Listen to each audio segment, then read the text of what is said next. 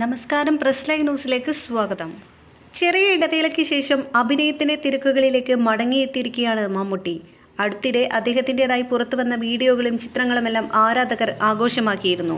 ഇപ്പോഴിതാ ചെന്നൈ വിമാനത്താവളത്തിൽ കുടുംബസമേതം എത്തിയ മമ്മൂട്ടിയുടെ ദൃശ്യങ്ങളും വൈറലാവുകയാണ്. മമ്മൂട്ടിയെ എയർപോർട്ടിലെത്തി യാത്രയാക്കാൻ ദുൽഖർ സൽമാൻ എത്തിയിരുന്നു. ഇതിൻ്റെ ദൃശ്യങ്ങളാണ് ഇപ്പോൾ ആരാധകർ ഏറ്റെടുത്തിരിക്കുന്നത്.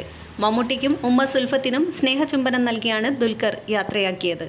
ആരാധകരെ മമ്മൂട്ടി കൈവീശി അഭിസംബോധന ചെയ്യുന്നതും ദൃശ്യത്തിലുണ്ട്. ആരോഗ്യ കാരണങ്ങളാൽ സിനിമയിൽ നിന്ന് വിട്ടുനിൽക്കുകയായിരുന്നു മമ്മൂട്ടി. ഈ മാസം ആദ്യമാണ് അദ്ദേഹം സിനിമയുടെ ഷൂട്ടിങ്ങിനായി മടങ്ങിയെത്തിയത്. മഹേഷ് നാരായണൻ സംവിധാനം ചെയ്യുന്ന പാട്രിയേറ്റിന്റെ ഷൂട്ടിങ്ങിനിടെയാണ് മമ്മൂട്ടി ചികിത്സയ്ക്കായി പോയത്. പിന്നീട് അദ്ദേഹം ചെന്നൈയിലെ വസതിയിൽ വിശ്രമത്തിലുമായിരുന്നു. നീണ്ട ഇടവേളയ്ക്ക് ശേഷം കഴിഞ്ഞ മാസമാണ് അദ്ദേഹം പൂർണ്ണ ആരോഗ്യവാനായെന്നുള്ള വിവരം താരത്തിന്റെ അടുത്ത സുഹൃത്തുക്കൾ സോഷ്യൽ മീഡിയയിലൂടെ അറിയിച്ചത്.